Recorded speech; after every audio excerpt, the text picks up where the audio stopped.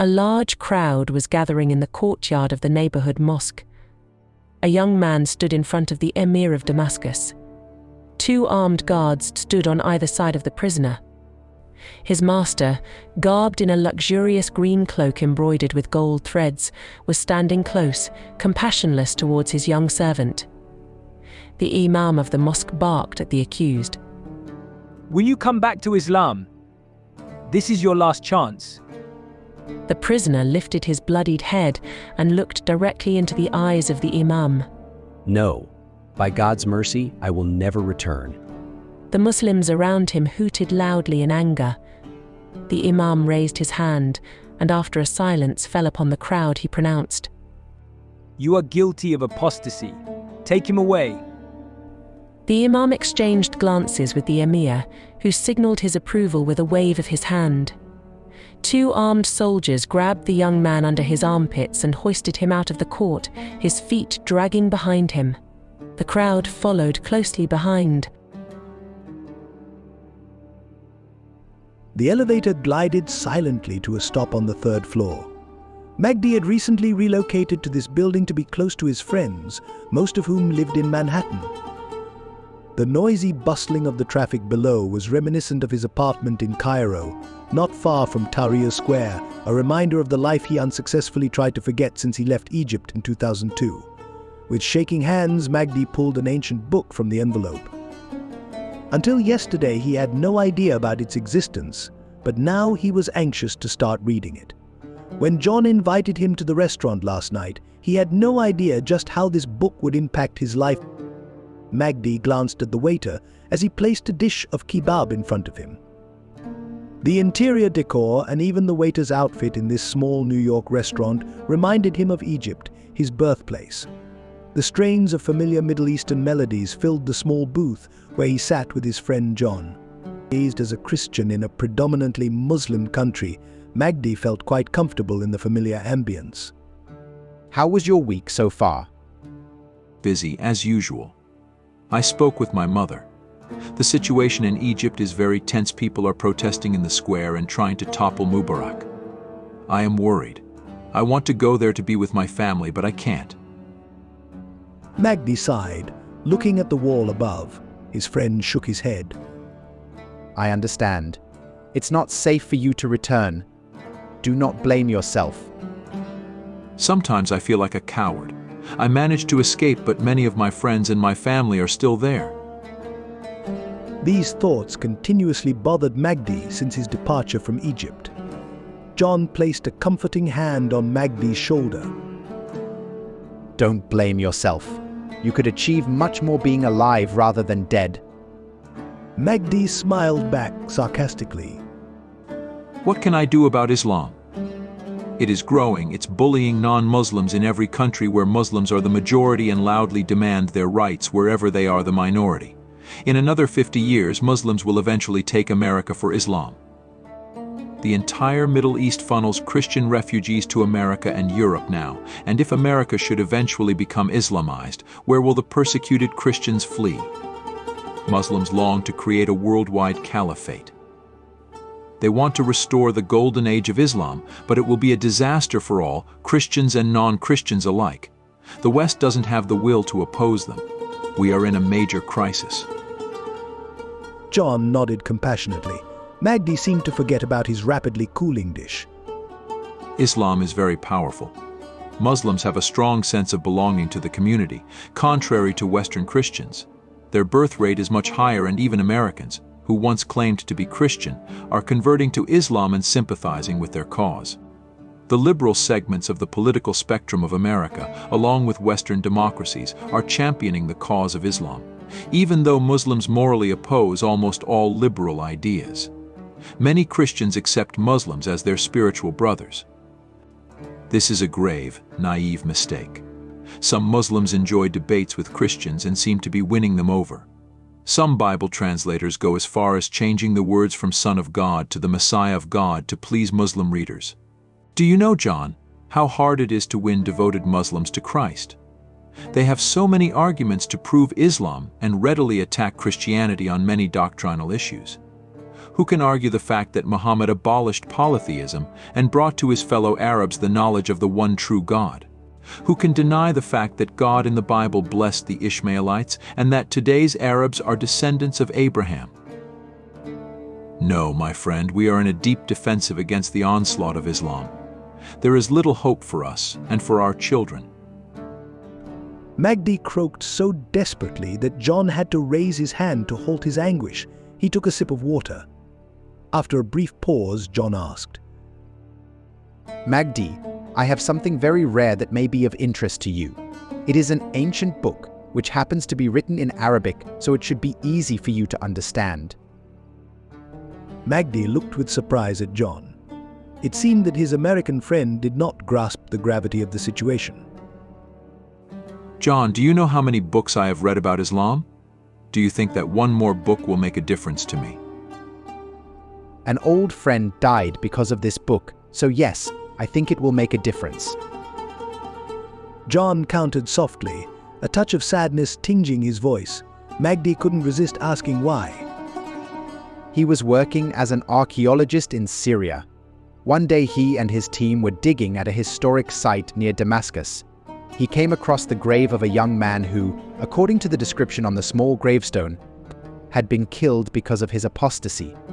The grave was dated as early as the 7th century.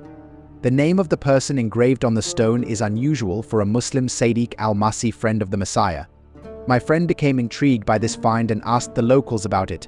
Strangely, nobody wanted to talk about it until one night when an elderly Christian local appeared at his tent. John lowered his voice so as not to be overheard by the patrons of the restaurant. The old fellow explained that the story about that man who is buried there has passed from generation to generation in both the local Muslim and Christian communities. The Muslims regard the deceased as an apostate who denounced Islam and was justifiably put to death for it. Nonetheless, the Christians regard him as a martyr who was brave enough to tell the truth he learned to the people around him. This created tension between both communities. The story is never discussed in public, but it is held in the memories of people who pass it on from generation to generation. The waiter interrupted. 1 or 2 bills. He quipped cheerfully as he cleared the table. John reached for his wallet, leaving behind a generous tip. They left the restaurant and stopped on the sidewalk near a newsstand. John continued. The old guy offered him a sack that contained a package covered in some moldy old cloth. It was an ancient book that had been written to preserve the story that had been held by his family ever since. It's a priceless artifact. My friend offered all the cash he had on him, but the fellow refused to take any money. He warned him not to let the Muslims know about this book. Early in the morning, he called a fellow worker and gave him a packed parcel to mail to me in New York. After this man came back from the post office in town, he spotted a large crowd of angry Muslims swarming the archaeologists' camp. Tents were ripped and overturned, equipment was damaged or stolen, helpers were beaten, and my friend was found dead. Somehow, somebody learned that he had got hold of this book and they came looking for it. But the book was safely on its way to America. Nevertheless, my friend lost his life over it. A sorrowful look crossed his face. We keep this book hidden in the vault of our museum. It is too dangerous to make it available to the public, but I will let you read it. You have only one night. You must return it to me promptly. Will you read it? We owe it to my friend to know why he lost his life over it. Yes, I will, said Magdi eagerly, ready to rise to the challenge. Come tomorrow to my office at the museum and I will give it to you. The heavy metal doors slid open and he moved towards his apartment. The lock clicked reassuringly. The gauzy curtains were pulled half open, revealing clouds of fiery orange and purple sky as the last signs of the sun met the horizon. Removing his overcoat, Magdi thought briefly about what to prepare for supper and then placed the book on the desk in his small library. He couldn't eat just yet. The green metal desk lamp flickered a moment before illuminating the musty pages. He sank into the comfortable, vinyl-clad chair at his desk and started reading. The year was 672 of our Lord, or 50 years after Hijrah, in Damascus. Sweat beaded on the brows of the two men toiling in the yard of an old, wealthy Muslim. The day was coming to an end, and the time of the Maghrib prayer was approaching. The muezzin's wail rose from the central city mosque's minaret. The young man, Abdullah, turned to the old Jewish slave and announced, "It is time for prayer, Solomon. I have to be on time, and I will finish when I return." The old slave replied genially, "Do not worry. Go. I will finish your work for you." Abdullah passed through the blue wooden gate to the street to join the neighbors as they walked towards the mosque. The house of his master was near the mosque, and often the boy strolled quickly, using side streets to increase the length of his way to the mosque to get a few extra rewards for Judgment Day. But today, he was tired and walked directly there, along with the stream of worshippers. In the last few years, more people accepted Islam voluntarily, and it was hard to find a place in the mosque if one came late. Abdullah could not remember his parents, but he was raised Muslim, and among the many stories told to him by his master, one stood out in his mind. It seemed that many years ago, the people of Damascus were Christians, worshippers of three gods, and Allah had sent faithful Muslims to tell them to worship only one God. Since those days, the Ummah, the Muslim community, increased almost daily. Allah had indeed blessed the Muslims with victories and successes. Abdullah reached the mosque gates just in time to perform his wudu, ritual cleansing, before the place filled with people. He entered the cavernous prayer hall and took an empty place in the first row of worshippers. The interior boasted magnificently carved stone columns supporting a domed roof adorned with a skillfully painted night sky with golden stars.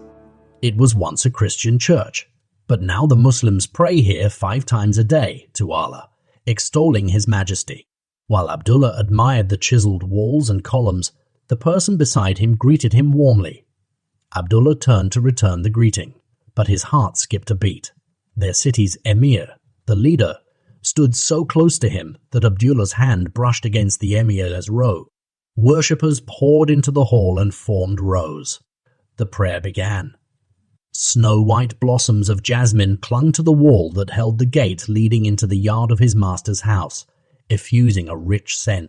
He broke off a tiny blossom and twirled it in his hands. It was already late, and Abdullah entered the servants' quarters. Solomon waited patiently for him, cross-legged on the azure and red Persian rug. A cup of hot, sweet tea was steaming in front of him. Abdullah filled his cup and took his place across from him. "Do you know that tonight I stood next to the emir himself? I even touched his robe. It was such a thrilling experience. Solomon, you are so deprived. Why do you not want to convert to Islam? You will be a free man. Islam will give you equal rights with other Muslims. Our religion is for the benefit of all men and women. When we pray, we stand shoulder to shoulder. Whether rich or poor, servant or master, we all are equal under Allah. Even a simple servant like me could stand and pray with rich and famous people in our community. Only Islam gives this sense of belonging to an entire community. Even Muhammad himself prayed alongside his followers. Can you imagine that if I had lived many years ago in Medina, I might have been able to stand next to him at prayer and perhaps get to touch his robe? It would be so wonderful." He was enthused as he inhaled the sweet scent of the jasmine. "I saw Muhammad. I heard him speak," came the soft reply. "What? How? When?" Abdullah almost choked on the air. "It was in Yathrib a long time ago." "Yathrib. Where is this place?"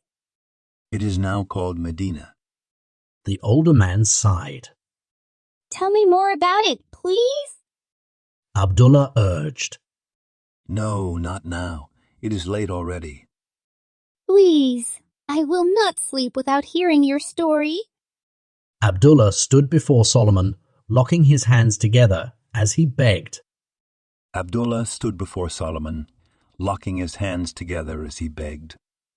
Solomon shrugged resolutely. "It happened when I was a young lad, almost your age.